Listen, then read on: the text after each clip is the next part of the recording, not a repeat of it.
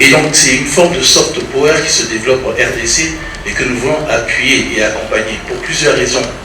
Une des principales raisons, c'est d'abord le défi de l'adaptation de toutes ces solutions que nous avons, qui nous sont proposées de l'Occident, mais qui doivent être adaptées à nos besoins locaux. Le droit en RDC doit être le droit de la RDC, certes avec des standards internationaux, mais qui répond en premier aux problèmes de la RDC.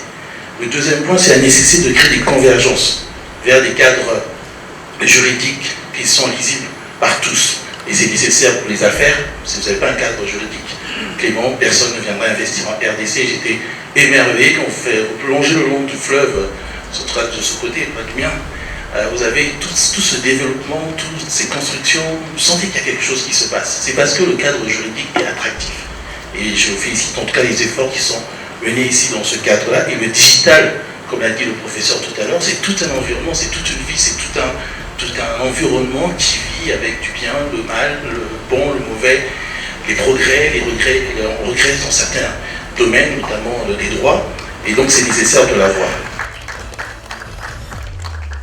Alors il faut commencer à souligner que c'est une étude qui a un caractère assez innovant, parce qu'elle est menée dans un cadre assez spécifique que nous n'avons pas souvent l'habitude d'avoir. C'est un think tank qui regroupe des compétences locales et qui porte principalement sur une étude qui a un caractère, on va dire, national, mais qui peut et devrait avoir un rayonnement international vu l'importance du sujet qui porte principalement sur les données à caractère personnel.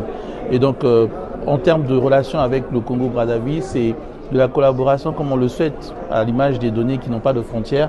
Nous devons lever tous les obstacles qui empêchent à notre sous-région de toujours être perçu. Je dis bien perçu parce qu'il y a des bonnes choses qui se passent, comme pas toujours assez informé sur les sujets du moment d'actualité qui touchent le numérique. Donc c'est une collaboration franche, c'est une collaboration, un partage d'expériences assez significatif et surtout aussi le renforcement de nos liens digitaux. On a de la fibre qui passe entre nos pays, mais aussi beaucoup d'applications qui sont hébergées ici, qui sont utilisées à Brazzaville. C'est cette collaboration que ça renforce du point de vue diplomatique.